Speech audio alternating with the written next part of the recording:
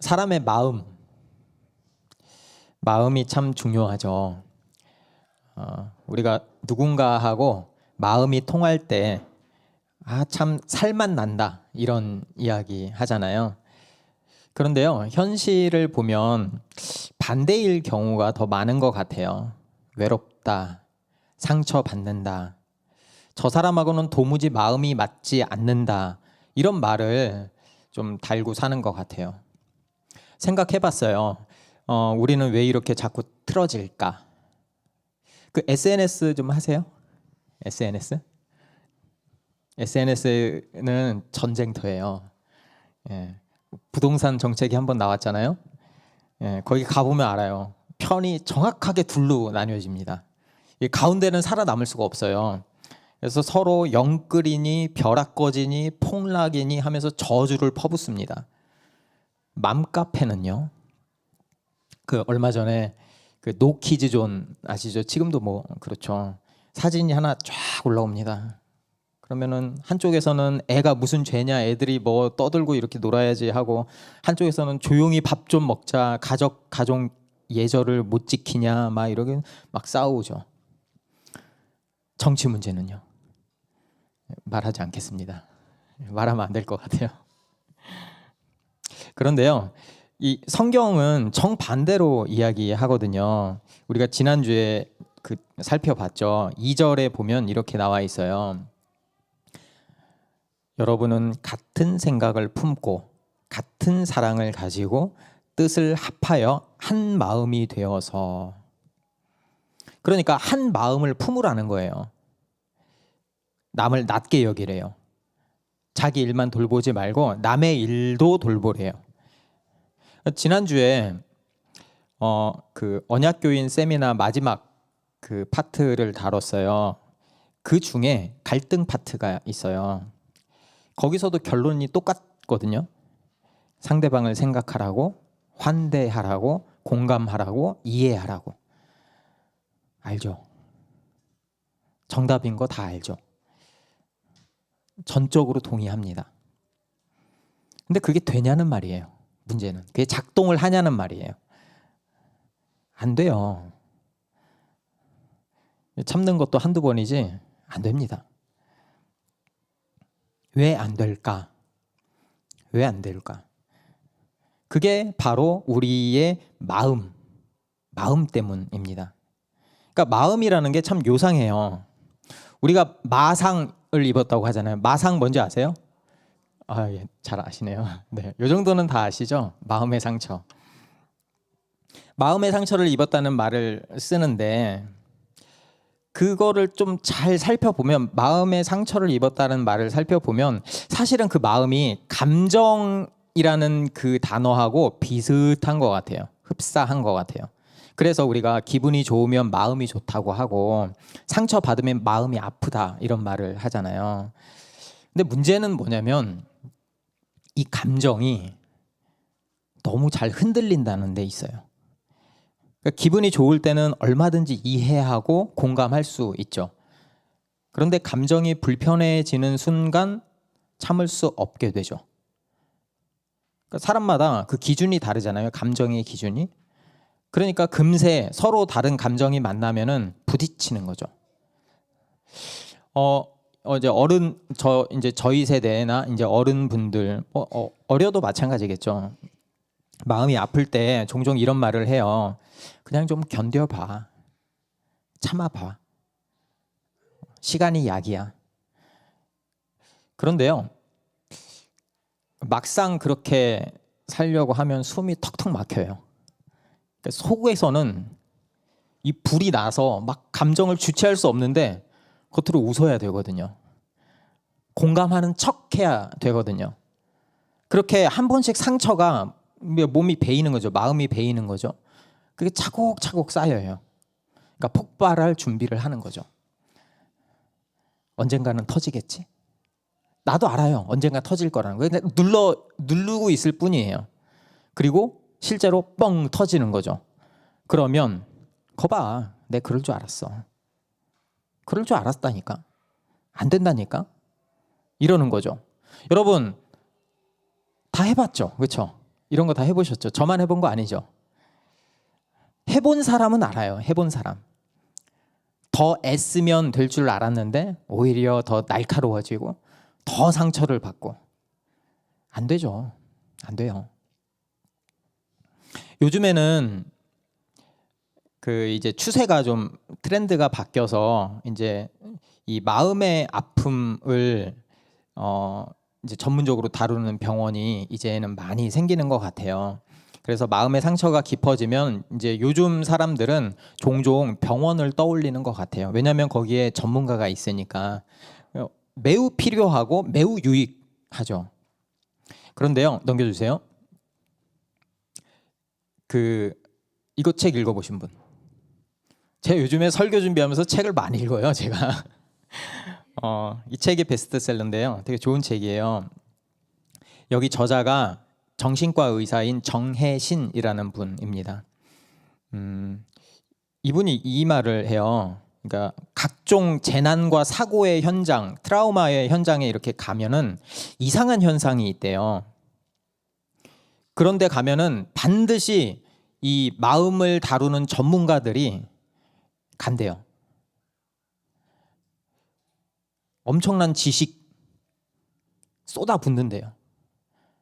그런데 시간이 지나면 지날수록 피해자들이 점점 그들을 찾지 않는데요. 공통적으로 계속 여러 현장에서 계속 공통적으로 나오는 현상이래요. 심지어는 어떤 사람들은 당신 도움 필요 없어요까지 말한대요. 도대체 왜 이런 일들이 일어날까요? 그렇잖아요. 이 사람들 평생 한 사람의 마음을 연구한 전문가잖아요. 전문가들이 거기 간 거잖아요. 근데 왜 정작 피해자들은 도움이 안 된다고 말을 할까? 그 작가가 이런 말을 하더라고요. 정신의학은 기본적으로 고통을 질병의 관점에서 본대요. 그러다 보니까 사람을 사람으로 보는 게 아니라 환자로 본대요. 환자로. 그런데 피해자들이 원하는 건 그게 아니었대요. 그냥 나에게 정말 실제적인 도움을 줘라라는 거였대요. 교회는 어떨까요? 여기 보시면은 이제 제 연배도 계시고 저보다 훨씬 연세가 많으신 분들도 계시고 이분들이 기도도 많이 하셨을 거고 성경도 많이 읽었을 거고 기도도 많이 했을 거고 교회 안에서 보면 전문가죠. 그런데 왜 교회에서 그런 사람들이 갈등이 생길까요? 누구보다 말씀을 잘 아는 사람들이 모였는데 서로 그 말씀으로 남을 찌를까요? 왜냐하면 상대방을 고쳐야 할 대상, 환자로 보기 때문은 아닐까요? 저는요, 어렸을 때부터 교회 안에서 싸우는 거를 너무도 많이 봤어요. 저 PK잖아요. 그러니까 아버지 목사님이잖아요. 그러니까 너무 많이 봤어요. 정말 죽고도 못 산다고 하던 사람들이 그 작은 거 하나로 그때 제 눈에 보기에는 작은 거 하나로 갈라지는 걸 너무 많이 봤어요. 그리고 떠날 때 얼마나 그렇게 상처를 많이 주는지, 핥히는지 제가 어릴 때부터 그 모습을 똑똑히 봤어요. 나 저 사람하고는 절대 같이 못해요.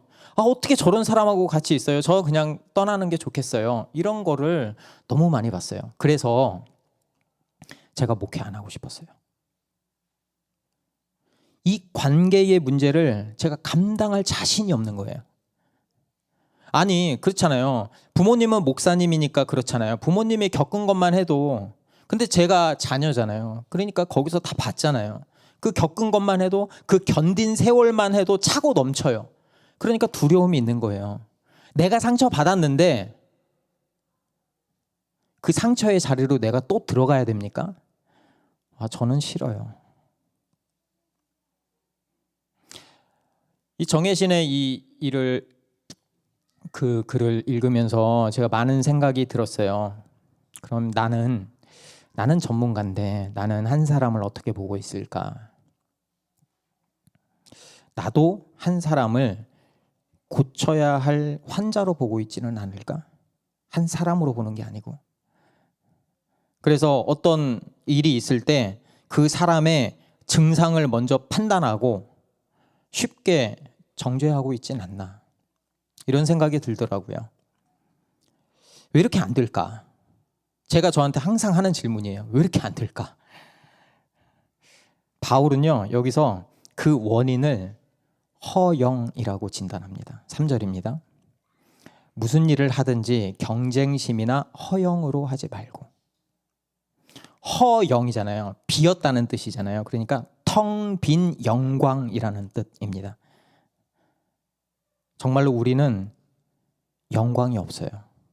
영광에 굶주려 있어요. 그러니까 우리가 비어 있으니까 이 허기를 채우려고 하는 거죠. 내가 옳다는 것을 증명하고 남의 인정을 갈구하고 상황을 통제하려고 하죠. 그러니까 우리의 감정이 흔들리는 이유는, 또는 내가 전문가가 되어서 남을 진단하려는 그 이유는, 어떤 관계 속에서 내가 숨이 막히는 그 이유도 허영 때문이죠. 결국 문제는 내 안에 그 빈자리 때문이죠. 그 트라우마의 현장, 그 사고의 현장에서 결국은 대부분의 심리 치유 전문가들이 떠난대요.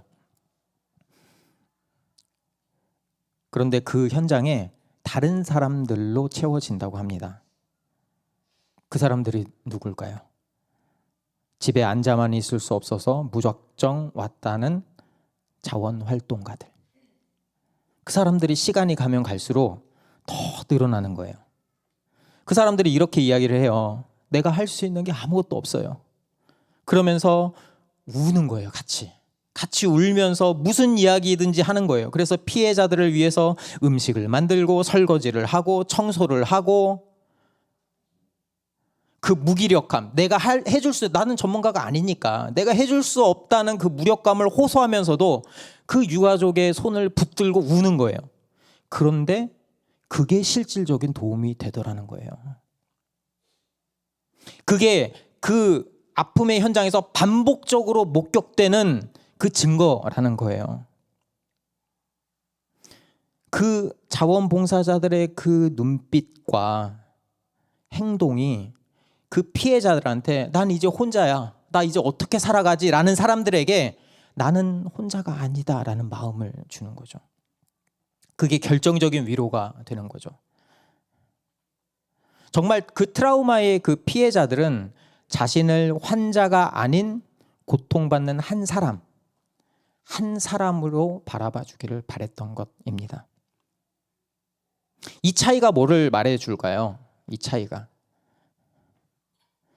곁에 있는 것, 판단하는 것이 아니라 곁에 있는 것이 사람을 일으킨다는 거죠. 그래서 작가가 이렇게 이야기를 해요. 이렇게 물어보래요. 너는 누구니? 너 괜찮니? 한번 따라해 볼까요? 너 누구니? 너 괜찮니? 옆에 한번 바라볼래요? 너 누구니? 너 괜찮니? 네, 이렇게 물어보라는 거예요. 괜찮다고 미리 판단하지 말고. 정말 그렇잖아요. 저도 그 괜찮니라는 말을 너무 간절하게 듣고 싶어요. 이걸 읽다 보니까. 그러면 예수님은 우리에게 어떻게 다가오셨을까? 그게 6절에서 8절까지입니다. 그는 하나님의 모습을 지니셨으나 하나님과 동등함을 당연하게 생각하지 않으시고 오히려 자기를 비워서 종의 모습을 취하시고 사람과 같이 되셨습니다. 그는 사람의 모양으로 나타나셔서 자기를 낮추시고 죽기까지 순종하셨으니 곧 십자가에 죽기까지 하셨습니다. 그러니까 여기서 예수님의 마음이 세 가지로 드러나요. 첫 번째가 비움으로 드러납니다. 예수님은 자기를 비웠어요. 그러니까 그러니까 이 비움이 비웠다는 게 얼마나 대단한지는 원래 그가 가지고 있던 게 얼마만큼인지를 보면 그 비움의 크기를 알 수 있어요. 우리 주혁이가 100원 비우면 100원이죠. 그렇죠? 예. 근데 제가 비우면 훨씬 크죠. 주혁이보다. 그렇죠? 예수님은 하나님의 모습을 지니셨어요. 예수님은 하나님과 동등한 존재였습니다. 예수님은 처음부터 하나님이셨습니다. 그 말을 다시 말하면 예수님은 모든 것을 판단할 수 있는 권리, 모든 존재로부터 영광을 받으실 마땅한 권리, 만물을 다스릴 수 있는 주권 다 가지고 계셨다는 거예요. 하나님이니까. 그러니까 예수님은 하나님의 본체, 개역개정에는 그 하나님의 본체라고 나오거든요. 그 영광, 하나님의 영광으로 꽉 차 있는 분이었어요. 그래서 다른 걸 채울 필요가 없었어요. 다 차 있으니까. 그런데 예수님은 그 마땅히 누려야 할 모든 권리를 스스로 내려놓습니다. 그게 비운 거죠. 왜 그랬을까? 그렇게 비워서 텅 비어 있는 우리를 담기 위해서. 우리의 상처와 아픔, 그 절망을 그대로 담아주기 위해서입니다. 만약에 그분이 꽉 찬 권위와 심판의 모습으로 우리에게 왔다면 우리는 튕겨져 나가죠. 감히 다가설 수가 없죠.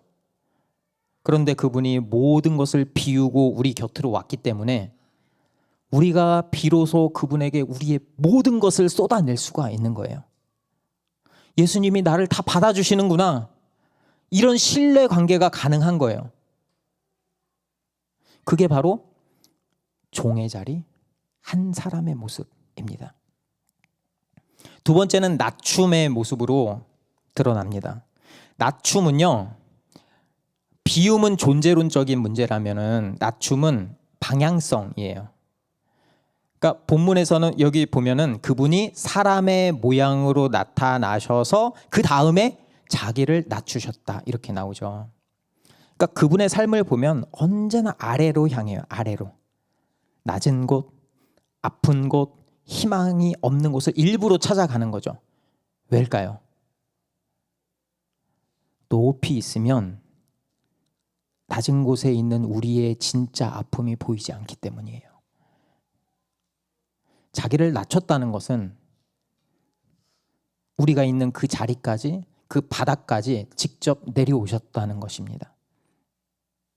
그만큼 그분은 저와 여러분을 만나고 싶으셨어요. 우리를 보고 싶어 하셨어요. 그 마음의 절박한 표현이 낮아짐으로 드러나게 됩니다. 그분은 정말 고통받는 우리의 삶 그 한가운데로 그냥 들어왔습니다. 그 바닥에 내려와서 우리 옆에 털썩 주저앉으신 거죠. 성경을 보면 그분은 죄인이라고 멸시받던 세리들 곁으로 갔습니다. 같이 밥을 먹고요. 모두가 기피하던 나병 환자의 상처를 직접 만졌습니다. 이 낮아짐 때문에 우리는 아는 거죠. 야, 이분이 내 아픔을 진짜로 아시는구나. 느끼는 거죠. 이 지옥 같은 이 세상 속에서, 이 고통 속에서 내가 혼자인 줄 알았는데 혼자가 아니구나. 내 마음을 알아주는 분이 있구나. 느끼는 거죠. 그리고 세 번째가 죽기까지 순종함으로 드러납니다. 그 낮아짐의 바닥의 그 목적지가 어디까지일까? 바로 죽음입니다. 예수님의 이 순종은 우리의 허영이라고 그랬잖아요. 텅 빈 마음.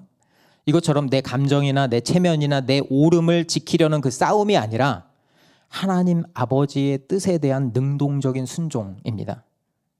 여기서 우리가 이런 질문을 던질 수밖에 없어요. 도대체 왜 이렇게까지 나를 사랑한다고 하십니까?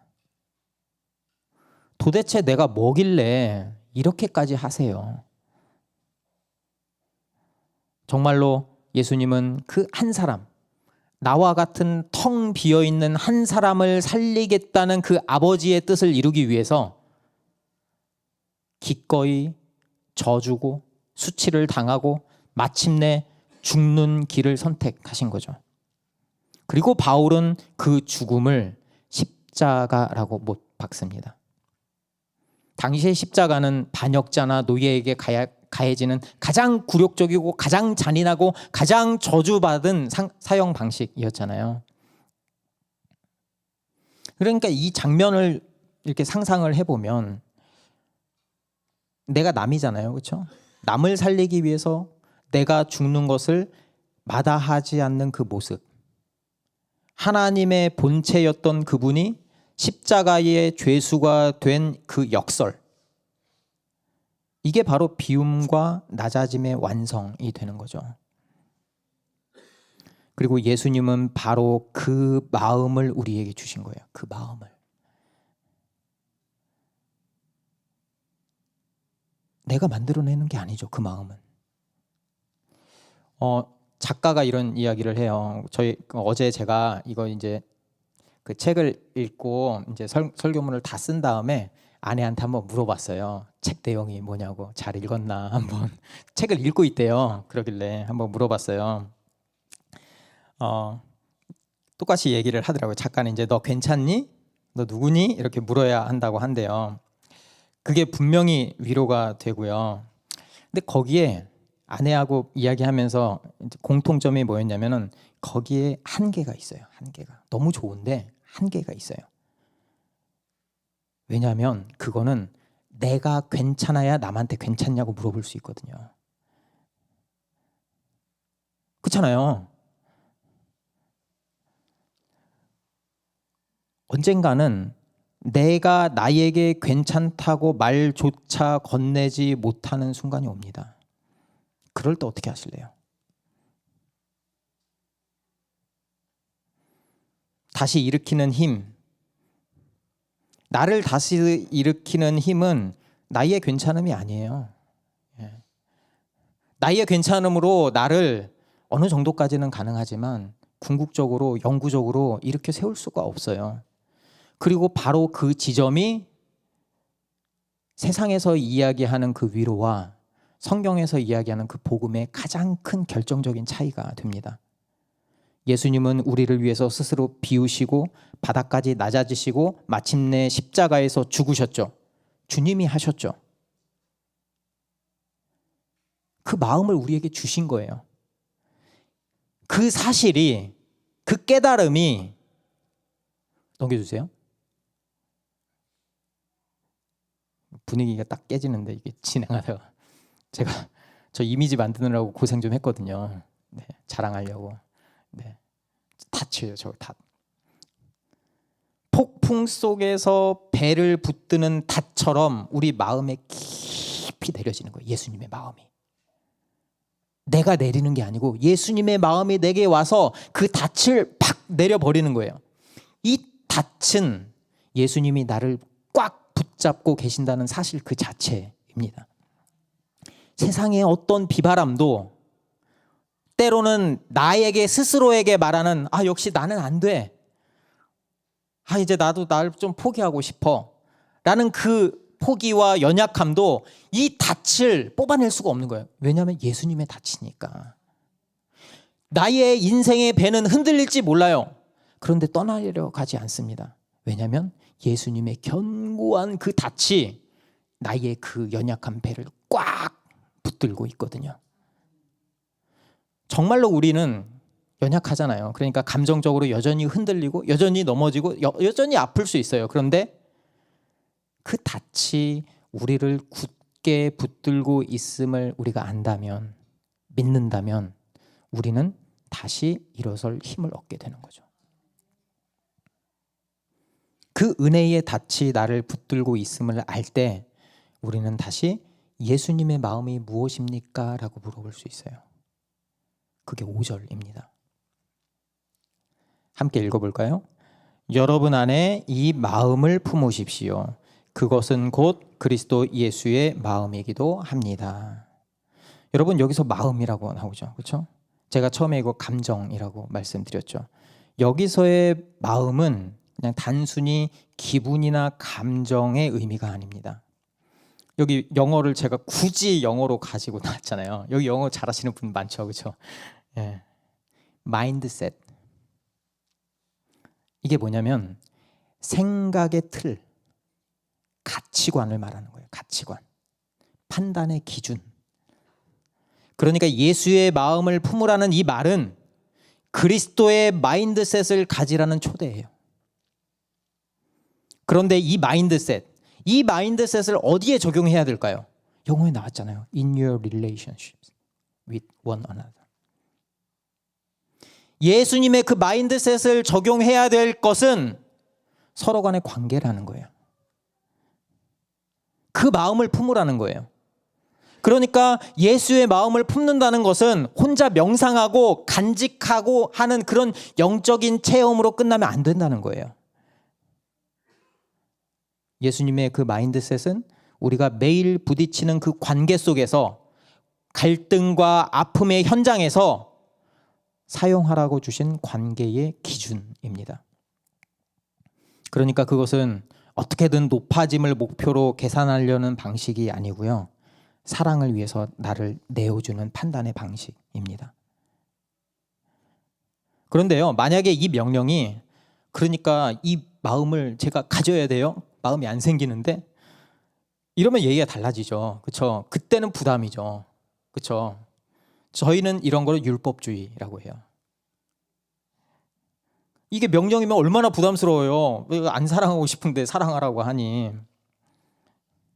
그러면은 처음부터 이제 우리가 전 안 돼요라고 하는 그 말로 돌아가는 거죠. 그런데 이 말은 빌립보서를 쭉 읽어보면 이 말의 의미는 그 마음이 너희에게 이미 있다라는 말이에요. 이미 주어졌다라는 말이에요. 그러니까 예수의 마음을 품는다는 것은 내가 예수님의 마음을 품어야지가 아니고 예수님의 마음이 내 안에 있다는 거예요. 그러니까 내 마음을 쥐어짜는 노력이 아니라 이미 주어진 그 마음을 선택하라는 거예요. 하나님이 그 마음을 우리에게 주시잖아요. 생각이 들잖아요. 마음이 들잖아요. 그걸 선택하라는 거예요. 내가 더 높이 올라가려고 하는 그 대신에 오늘 누군가의 곁으로 내려가는 선택을 하라는 거예요. 여러분, 그 예수님의 그 모습을 하나님은 어떻게 보셨을까요? 예수님의 그 모습을. 그 다음에 예수님이 십자가에 죽기까지 순종하셨다고 했잖아요. 그러면 그 다음에는 어떤 일이 일어났을까요? 만약에 예수님의 이야기가 여기서 죽었습니다라고 끝났다면 비극이죠. 죽었잖아요. 그렇죠? 죽었는데 뭐 끝인데 뭐. 그렇잖아요. 내가 안 되네. 그러니까 결국 퍼주고 해도 결국은 안 되는 거네. 실패네. 이게 맞았다는 증거밖에 안 되는 거잖아요. 그런데 9절에서 놀라운 반전이 일어납니다. 제가 한번 읽어볼게요. 그러므로 하나님께서는 그를 지극히 높이시고 모든 이름 위에 뛰어난 이름을 그에게 주셨습니다. 그리하여 하늘과 땅 위와 땅 아래에 있는 모든 것들이 예수의 이름 앞에 무릎을 꿇고 모두가 예수 그리스도는 주님이시라고 고백하여 하나님 아버지께 영광을 돌리게 하셨습니다. 아멘. 이게 바로 하나님의 최종 판단이에요. 이게 바로 우리가 붙들고 있는 하나님의 약속입니다. 나는 무엇을 믿어야 합니까? 나는 교회 생활을 어떻게 해야 합니까? 그 무릎에 하나님이 이렇게 답변하시는 거예요. 예수가 그 길을 걸었을 때 내가 그를 높였다. 너도 그 길을 가라. 내가 책임질게. 그 길이 쉽다고 이야기하지 않아. 어려워. 그런데 나는 너희의 그 순종의 선택을 통해서 일할 거야. 반드시 내가 너를 통해서 일할 거야. 그러니까 너도 그 길을 가라. 이렇게 말씀하시는 거예요. 이 약속이 내 안에 들어왔을 때 기대가 생겨요. 기대가. 하나님이 나를 통해서 이렇게 일하실 거구나 라는 기대가 생기는 거예요. 내 연약한 마음이 그전에는 주저앉았는데 그 하나님의 그 소망과 하나님의 그 일하심을 보게 되니까 내가 다시 움직일 수 있는 이유가 생기는 거죠. 예전에 앞에서 제가 말씀드렸잖아요. 저 안 된다고. 불가능하다고. 제가 어떻게 해요? 상처투성이인 내가 어떻게 또 다른 상처받은 사람을 내가 어떻게 안아요? 나 하나 추스르기도 어려운데 거절했어요. 그래서 그래서 몇 년을 도망쳤는지 모르겠어요. 그런데요, 이제는 제 마음이 달라졌어요.